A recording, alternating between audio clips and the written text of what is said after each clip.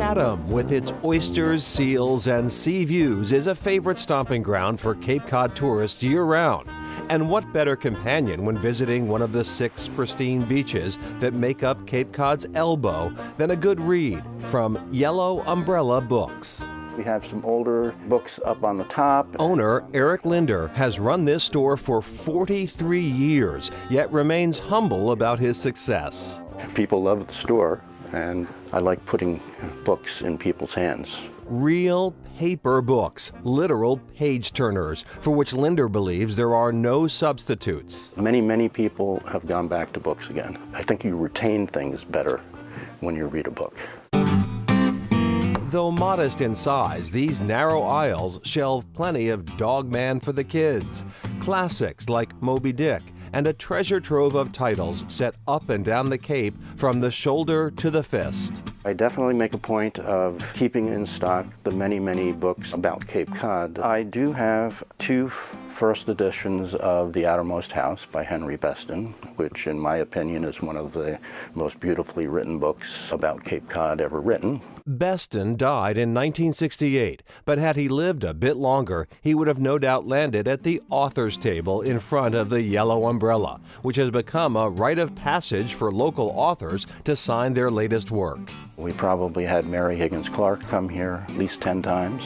And once even Linder himself took the seat of honor when promoting his book of poetry, The Blue in the Eye of the Girl at La Jolla. Autographed copies are still available in-house. Just ask. I'm always happy when somebody comes in and they ask if we have a poetry section. People are quite happy to find a sizable collection of poetry. Just down the street is the world-famous Chatham Bars Inn.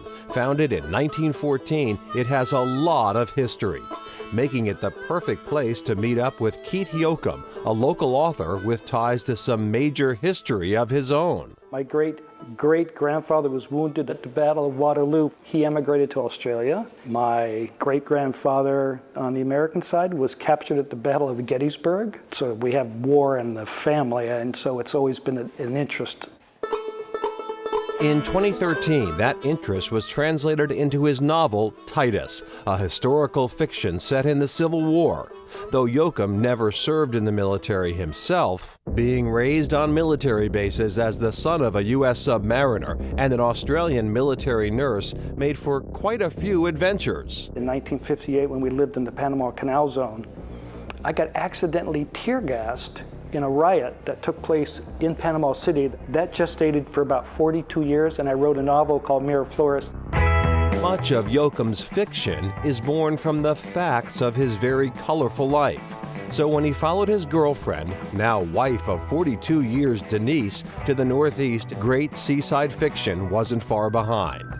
Chatham and the Cape is such a great place to get inspiration for stories. I've been running my boat down past Monomoy Island. It's a wildlife refuge. The Wildlife Service had a tour out there. The speaker said, you know, some of the researchers here think the keeper's house is haunted.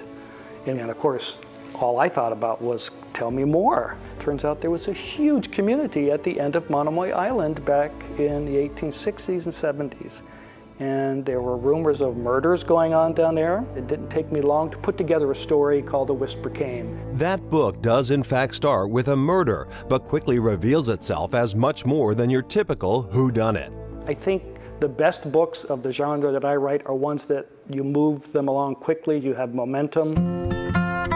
For the Yoakums, writing is a collaborative process. My wife and I work together on this. She's really terrific at pointing out character flaws or problems in continuity. This partnership was on full display when completing another Chatham-inspired novel, Best You. She cried twice at the ending. I said, well, that's good enough for me. It met the Denise test.